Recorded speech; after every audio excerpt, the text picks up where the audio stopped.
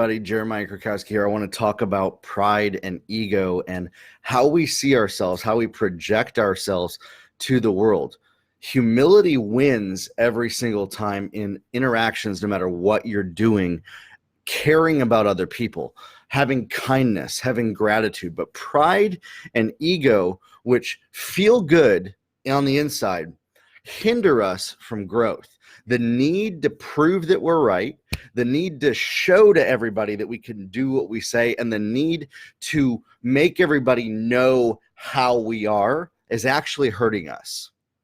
And when we come at the world, our interactions, business, from a perspective of having to prove ourselves to people, having to protect our pride and ego, we limit the possibility of growth. In fact, it doesn't just hinder growth and moving forward, it actually stops it. It actually halts it right in its footsteps. Because our pride and ego says, I cannot learn something either from them or do something different than I've been doing because I'm already doing it perfectly. Or it's, I'm so bad that I could never grow and learn something because I just suck at learning. These are the two sides of it. And the other side is actually the far more damaging cousin is false humility. False humility is pride and ego with an ugly little cloak on. It says, woe is me, look at me, I'm worried about what everybody else thinks about me, so I have to project my worry on everybody to control them so that they act the way that I want them to because I'm so important. Or I'll take on all the burdens of everything around me. That way I feel special and I'm a superhero. These are the different ways that this manifests in our lives. Pride and ego is either taking on burdens, false humility, or just straight up the classic narcissistic, I'm all powerful, bow down to me, kiss the ring type pride and ego. They manifest in these three different ways, but it's the same root of pride and ego. And often one person who has the false humility and the false burden will come against somebody with the more explicit narcissistic kind, and they'll battle because it's actually the same energy. It's the same pride and ego in both of them that are battling to get their way and to win. And this is never productive. This creates more hindrance in organizations than anything else. Anything else I've ever seen. Having to prove that you know what you're talking about, having to prove that you're the top dog, having to prove that you're right or the best. Same thing. Whether it comes from worry or exactly, John, it's the same spirit, literally. What's the resolve of this? Humility, honor, respect, empathy. These three things sometimes we don't fully understand. I actually didn't understand what these were for a long time. I had a twisted view on humility, honor, and respect. The fact is this, as a powerful person, we show other people how to treat us by showing them the same thing that we expect: respect, honor, humility, empathy. And we don't worry about looking stupid. We don't worry about how we might appear as bad or not so good by asking questions. One of the worst ways that pride and ego manifest is a refusal to ask questions. A refusal to say, hey, I don't know how to do this. I don't know how this is going to work. And having the courage to look stupid temporarily, to humble yourself, to ask somebody for help. And so I want to challenge you today. This is something that I've seen a lot of people that I've worked with, coached, is this lack of asking for help, this lack of not knowing what to ask, and so never asking, and then not taking ownership over why they are where they are.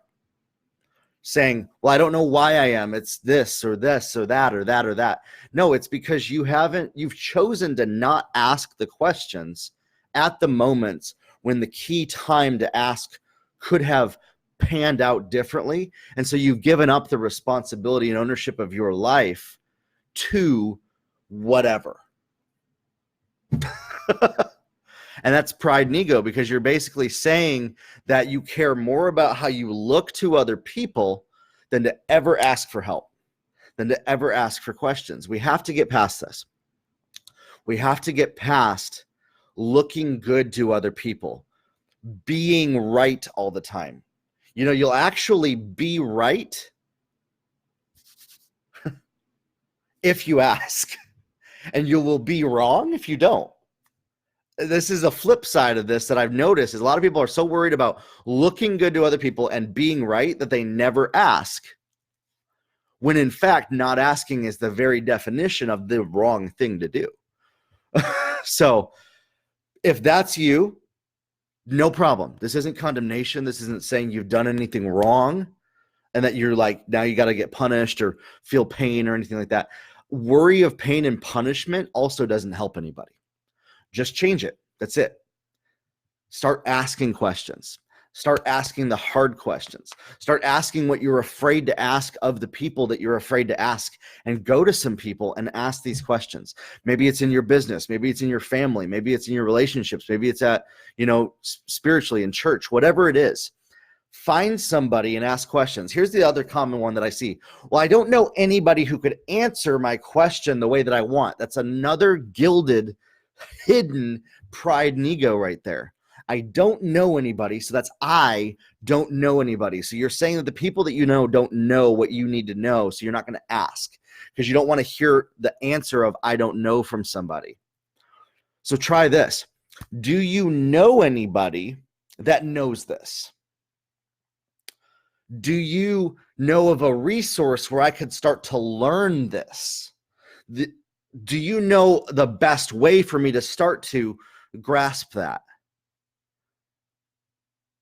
And start asking questions in a different way that maybe honors somebody else and the fact that maybe they don't know, but they might be connected to people that do know, because you don't know who other people know. You don't know what you don't know. And this is one of the hardest ones. And for a lot of people, is they refuse to ask other people who they know who can help them. So start to do that. Start asking questions. Lay your pride and ego aside. Stop worrying about looking good to everybody else around you, and just do what you need to reach your goal. I'm not talking about bulldozing over people. I'm not talking about plowing down and breaking walls down and hurting people. I'm not talking about pressing through and asking hidden backdoor questions that are manipulative and narcissistic in and of themselves, which, by the way, I've been guilty of that for a long time. I'm somebody that has done that. That's why all these things that I'm saying to you, I've done and I've experienced. And then I was so afraid to ask because I had such a hard time asking questions the right way. I started asking them in ways that would actually dishonor the people I was asking. And then I was like, I just stopped asking altogether. Started learning how to ask the right questions. And so that's what I want to pass on to you is pride and ego always stop your growth. Start asking questions and start asking in a way that honors and respects somebody else, even if you don't agree with everything they're saying. Even if you don't agree with everything that they believe in, they might have something that you could learn. Grow your life, everybody, and we'll talk soon.